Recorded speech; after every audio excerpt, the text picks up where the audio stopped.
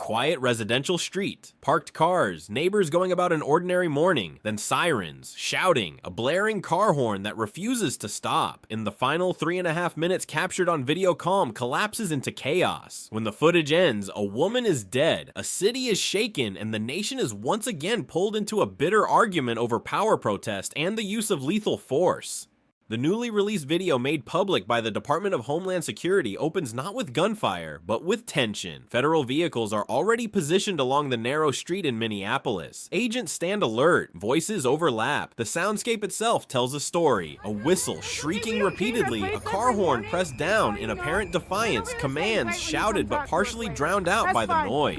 At the center of the frame sits a dark-colored Honda Pilot stopped squarely in the middle of the road. Federal officials say the vehicle belonged to Nicole Good. According to their account, she had been following and interfering with an immigration enforcement operation throughout the morning. The video does not show the earlier encounters, only the final moments, those now dissected frame by frame across television screens and social media feeds. The confrontation appears stalled. Agents approach cautiously. Orders are given for the driver to exit the vehicle. The commands are repeated. Seconds stretch. Nothing happens. The vehicle remains still blocking the street, immobilizing the operation, turning an enforcement action into a standoff. Then everything accelerates. Federal authorities say that Good suddenly put the vehicle into gear and drove toward the agents. In that instant, one officer fires a single shot. The video jolts. Shouts erupt. Someone screams that a woman has been hit. The horn finally stops. Within hours, the footage becomes evidence not just in a formal investigation, but in a national argument. DHS officials insist the shooting meets the legal threshold for self-defense. Under U.S. law, they emphasize the standard is not hindsight. It is whether an officer reasonably believed there was an imminent threat of serious bodily harm at the moment force was used. From their perspective, that threshold was crossed in seconds. But videos rarely settle debates in modern America. They ignite them. Critics immediately question what led to those final moments. Why was the street allowed to become a choke point? Why did the encounter escalate so quickly? Could de-escalation have prevented a fatal outcome? Civil rights advocates argue that the presence of heavily armed federal agents in residential neighborhoods creates a powder keg, especially amid heightened tensions around immigration enforcement. Supporters of the agents counter with a different framing. They argue that blocking vehicles, ignoring lawful orders, and inserting oneself into active operations creates unpredictable danger. In their view, the tragedy was not caused by enforcement itself, but by deliberate obstruction. What the video undeniably shows is how fragile control can be in a charged environment. No dramatic chase, no drawn-out firefight, just a few compressed minutes where perception, fear, and authority collide. A woman is dead, a family is left grieving, and a city is about to feel consequences far beyond that narrow street. As the video spread, federal officials moved quickly to define what it showed and what it did not. The Department of Homeland Security framed the footage as a corrective to what it called misleading narratives, arguing that the public had been shown fragments without context. In a sharply worded statement, DHS said the evidence speaks for itself, portraying the encounter not as a protest gone wrong, but as a deliberate interference with a lawful operation. According to federal accounts, the agents involved were part of an early morning immigration enforcement action. Officials say the Honda Pilot had repeatedly followed their vehicle's blocked movement and disrupted arrests. From their perspective, this was not spontaneous civil disobedience, but sustained obstruction. The video, they argued, captured the moment when that obstruction crossed into an immediate threat. The agency emphasized the legal framework governing the use of force. Under U.S. standards, an officer does not need to prove an actual threat existed, only that a reasonable officer would perceive one in that moment. DHS officials said a vehicle accelerating toward agents qualifies as potentially lethal force, leaving no margin for hesitation. Immigration and Customs Enforcement echoed that reasoning. ICE representatives stressed that agents issued multiple commands for the driver to exit the vehicle. When those commands were ignored and the vehicle allegedly moved forward, they said the officer acted to protect lives his own and those of colleagues standing nearby. Yet even as federal officials defended their actions, the video raised uncomfortable questions. The footage is grainy, angles are limited, the sound is chaotic, viewers see movement but not intention. The exact speed of the vehicle is unclear. Whether the car lurched forward or accelerated decisively is a matter of interpretation, and interpretation now defines the national conversation. Media outlets citing legal experts note that video evidence often clarifies facts but rarely resolves disputes. Every frame becomes a battleground. Supporters of the agents point to the moment the vehicle shifts. Critics freeze the video earlier, asking why the situation was allowed to deteriorate to that point. DHS also accused segments of the media of eroding public trust by focusing on the fatal outcome without acknowledging the preceding actions. In their view, selective reporting fuels outrage while obscuring the risks officers face during enforcement operations. The agency warned that mischaracterizing such incidents could encourage further interference, increasing the likelihood of violence. But the messaging itself intensified backlash. Civil liberties groups argued that framing a civilian's actions as criminal obstruction, let alone a national security concern, sets a dangerous precedent. They warned that labeling protest-adjacent behavior as a threat could chill lawful dissent and widen the gap between federal authority and local communities. As networks replayed the footage, one reality became clear. The video was no longer just documentation. It was a symbol. For some, it represented a system under siege, where officers must make life or death decisions in seconds. For others, it was evidence of a federal presence that feels increasingly militarized and unaccountable.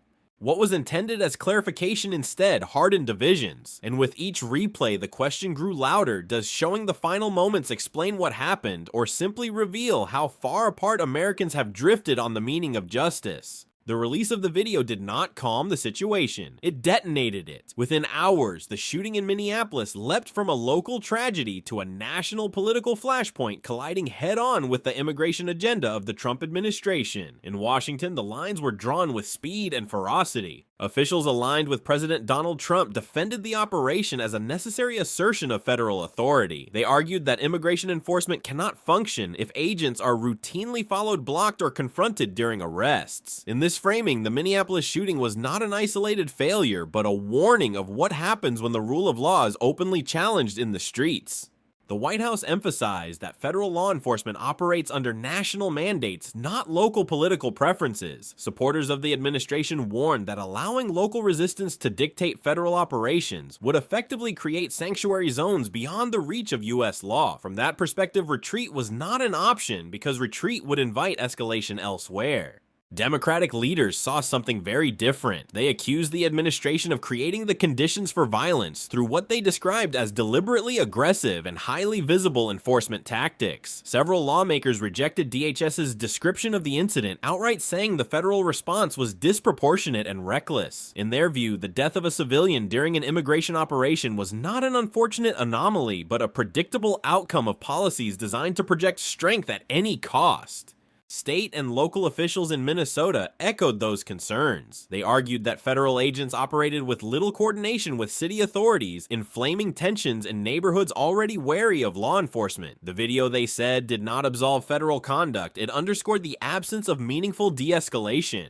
The rhetoric escalated further when DHS officials characterized the actions leading up to the shooting as a form of domestic extremism. The language triggered immediate backlash. Democratic leaders accused the administration of weaponizing national security terminology to delegitimize dissent. Civil rights advocates warned that such labels blur the line between protest and terrorism, with dangerous implications for constitutional freedoms. Cable news panels became battlegrounds. One side focused on the moment the vehicle moved, arguing that no officer should be expected to gamble with his life. The other side replayed earlier seconds of the video, asking why heavily armed agents were operating in residential streets without crowd control or mediation strategies in place.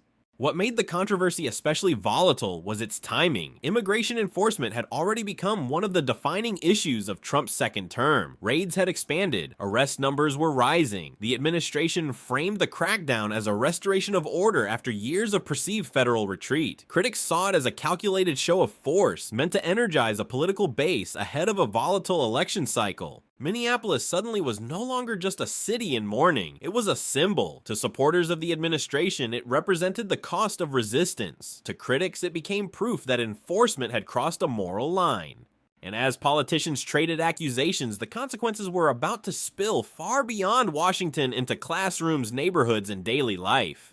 The political battle was still raging when the consequences became tangible, not in press conferences or television studios, but in classrooms that suddenly went dark. Within days of the shooting, Minneapolis public schools announced the cancellation of in-person classes. Fridley public schools soon followed. Other districts shifted to remote learning, citing safety concerns that went far beyond routine caution. The decision stunned parents. Schools rarely closed because of federal law enforcement activity, but this was not routine. Protests were spreading. Police and federal agents were deployed across the city. Reports surfaced of chemical irritants used near a high school during unrest. At least one school employee was detained amid the chaos. For administrators, the calculation was stark risk student safety or shut everything down. Teachers' unions did not mince words. Union leaders demanded that federal immigration agents stay away from schools, entirely describing the enforcement environment as dangerous and out of control. At public briefings, they spoke of educators afraid to report to work of students traumatized by the sight of armored vehicles and armed agents near campuses. Schools, they argued, should be sanctuaries for learning, not collateral damage in political conflict. Federal officials pushed back hard. DHS insisted that immigration agents do not enter schools unless there is a direct and immediate public safety threat. They cited a separate incident in which a suspect fleeing law enforcement ran onto school grounds, forcing agents to intervene. From their standpoint, the narrative of agents targeting schools was false and inflammatory.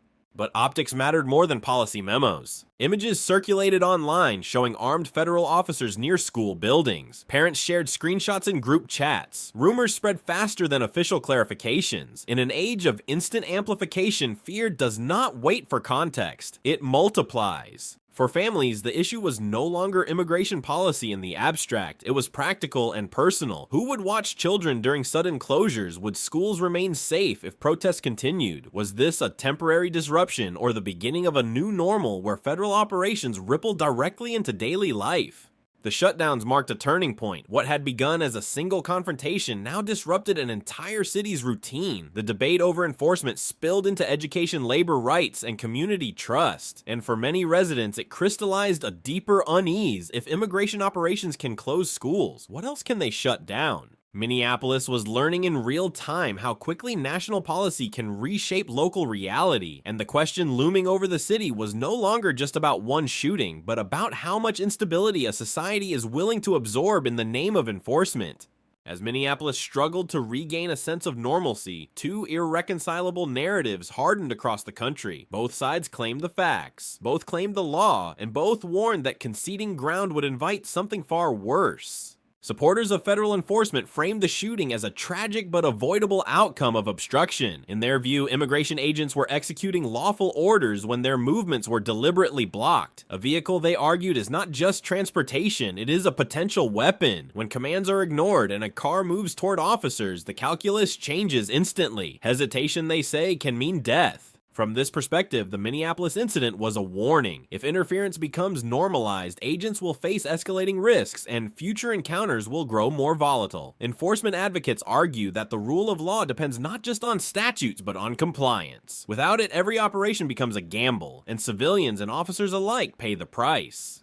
Critics countered with an equally stark assessment. They argued that federal immigration enforcement has become increasingly militarized, prioritizing speed and visibility over restraint. Operating in residential neighborhoods with tactical gear and unmarked vehicles, they say, creates fear rather than cooperation. In that environment, even minor confrontations can spiral. Civil liberties organizations warned that the line between protest and criminal obstruction is being dangerously blurred. Blocking a street, honking a horn, or refusing to move a vehicle may be unlawful, but does it justify lethal force? For critics, the answer exposes a deeper imbalance between state power and civilian resistance. The argument extended beyond Minneapolis. Across the country, communities watched closely, seeing reflections of their own tensions. Sanctuary cities feared intensified crackdowns. Rural areas questioned whether federal authority should override local sentiment. Law enforcement agencies debated how much force is too much when executing controversial mandates. At the heart of the conflict lies a fundamental dilemma. Security requires enforcement. Freedom requires restraint. When those imperatives collide, the consequences are never abstract. They are measured in lives disrupted, trust broken, and institutions strained. The Minneapolis shooting forced that dilemma into the open. It challenged assumptions on both sides about obedience legitimacy and the limits of power, and it left the country confronting an uncomfortable possibility that neither absolute enforcement nor absolute resistance offers a path out of the cycle. Instead, each confrontation raises the stakes for the next, and in that escalation, the margin for error grows thinner with every encounter. By the time protests began to thin and schools prepared to reopen, the shooting in Minneapolis had already escaped the boundaries of a single case. It became a national mirror reflecting unresolved questions about authority resistance and the cost of enforcing laws in a divided society. For federal officials, the lesson was blunt. Immigration enforcement, they argued, cannot function in an atmosphere where agents are surrounded, followed, or obstructed. Each encounter now carries the weight of Minneapolis, raising the risk that hesitation could prove fatal. From this view, firm action is not aggression, it is deterrence meant to prevent future tragedies by reasserting clear boundaries. For critics, the same incident delivered a warning of a different kind. When enforcement expands without trust, they argue every operation becomes a flashpoint. Communities stop seeing agents as neutral executors of law and begin to view them as symbols of political power imposed from above. In that climate, fear replaces cooperation and ordinary neighborhoods become stages for confrontation. The United States has faced this tension before. Civil rights marches. Anti-war protests. Policing reforms born from tragedy. Each era forced the country to renegotiate the balance between order and dissent. What makes this moment distinct is speed. Video circulates instantly, narratives harden before investigations conclude. National politics descend on local streets within hours. Minneapolis revealed how quickly enforcement decisions ripple outward. A few minutes of confrontation closed schools, mobilized unions, and polarized lawmakers thousands of miles away. It demonstrated how federal authority, when exercised without broad public consent, can destabilize daily life far beyond its intended targets. The unresolved question is not whether immigration laws should be enforced. That debate is settled in statute. The question is how enforcement is carried out and whether it can be done in a way that preserves legitimacy rather than erodes it. As federal operations expand under the Trump administration, the stakes grow higher. Every agent, every protester, every bystander now operates under the shadow of Minneapolis. One misjudgment, one misunderstood movement, one moment where fear outruns restraint. And in a country already strained by division, the cost of getting that balance wrong may not be measured only in court rulings or election results, but in lives forever altered by seconds that cannot be undone. The fatal shooting of Renee Nicole Good during a federal immigration operation in Minneapolis has become more than a local tragedy. It has emerged as a defining case in America's ongoing struggle to balance security, freedom, and federal power. A short, tense video released by DHS ignited a national firestorm with officials defending the shooting as lawful self-defense and critics condemning it as proof of militarized enforcement gone too far. The political fallout exposed deep divisions under President Trump's second term as immigration policy once again collided with civil resistance. The impact spread quickly, protests intensified, schools shut down, and communities felt the immediate consequences of a confrontation that lasted only minutes. At its core, the Minneapolis case forces a reckoning. How far should enforcement go when laws are contested? Where is the line between protest and obstruction, and can federal authority be exercised without fracturing the trust it depends on? The video may clarify what happened in those final moments, but it cannot answer the deeper question now facing the nation: whether America can enforce its laws while preserving the unity and legitimacy that hold a democracy together.